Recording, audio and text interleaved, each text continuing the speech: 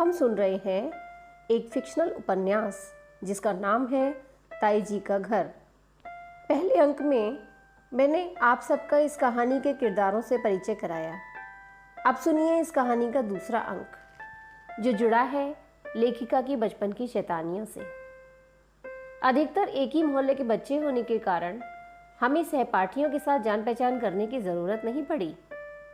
बहुत जल्दी स्कूल अपना सा लगने लगा। फिर भी घर तो घर ही है, छुट्टियां किसको नहीं चाहिए। बड़ा ही हास्यास्पद किस्सा याद आता है।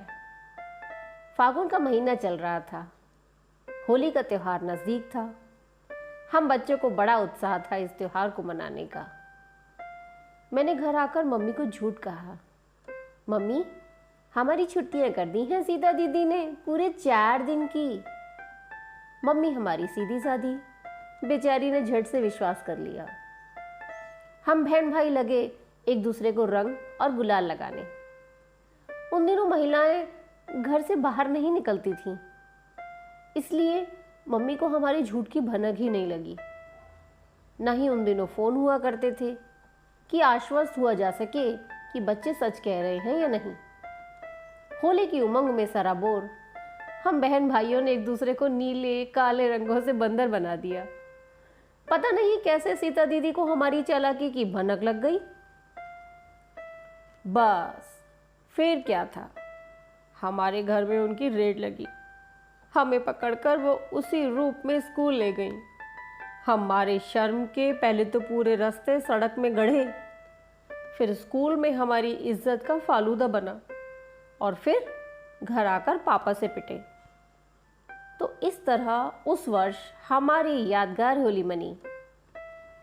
बचपन के किस्से मस्तिष्क से कुछ इस तरह लिपटे होते हैं जैसे महकी हुई बयार, गाहे बगाहे हृदय को महकाते रहते हैं। जरा सा पसीना आया नहीं पीड़ा का, बस बचपन का पंखा चला लो और ले लो उन किस्सों की महकी हुई बयार। जिसके जीवन में बचपन के किस्से नहीं, उसके बुढ़ापे में कोई रोमांच नहीं। खैर, ये तो एक किस्सा है। अब चलते हैं दूसरे किस्से की ओर। 80 के दशक में बिजली का घंटों गुल रहना आम बात हुआ करती थी। हम बच्चों की बड़ी मौज हुआ करती थी। जैसे ही अंधेरा होता, बच्चों के हो हल्ले से गलियां रोशन हो जाया करती थी।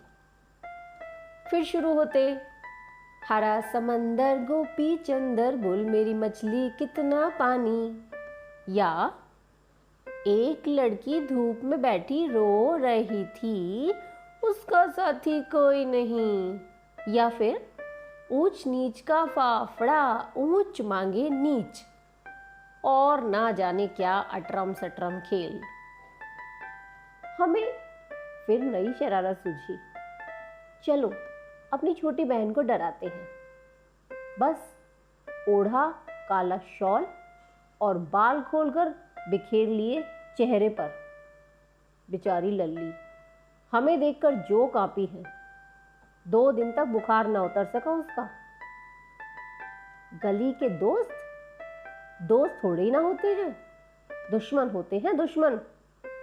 ये जो गाना बना है ना, हर कोई दोस्त कमीना होता है, ये सच्चाई आज की नहीं, बरसों पहले की है।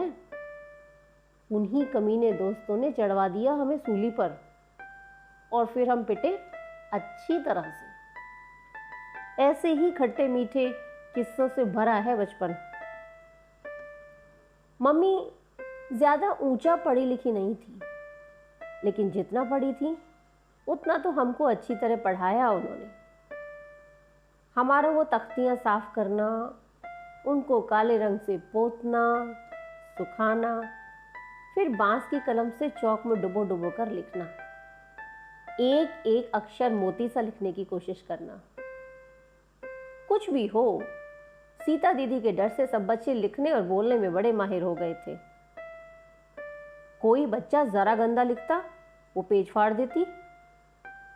अब कब तक पेज फड़वाते रहते वही, एक दिन लेखन सुंदर हो ही जाता। रही बात बोलने की, तो हर बच्चे को जब सारे स्कूल के सामने प्रार्थना, सुविचार और समाचार बोलने की बारी आती, तो अपने आप हिचक निकल ही जाती। विद्यार्थी तो विद्यार्थी, सीता दीदी से दूसरे अध्यापक भी बहुत डरते थे। मजाल कि कोई उनकी उपस्थिति में गप्पे हाँक ले। कौन कितना पढ़ाएगा, कब पढ़ाएगा और कैसे पढ़ाएगा, सब वही बताती।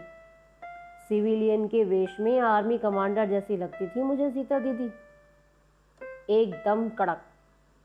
बेशक समय हमेशा एक सा नहीं रहता। जिस तरह वातावरण की नमी कुरकुरे बिस्कुटों को सीलन से भर देती है, उन्हें बेस्वाद कर देती है, उसी तरह हालात की नमी से जीवन भी बेस्वाद हो जाया करता है। कुछ ऐसा ही हुआ सीता दीदी और उनके परिवार के साथ। अगले अंक में हम जानेंगे कि सीता दीदी की परिस्थितियां उनके व्यक्तित्व पर क्या असर डालेंगी। आपको पहला और दूसरा अंक कैसा लगा, कमेंट करके ज़रूर बताइएगा। धन्यवाद। श्रीमती स्वयंकार।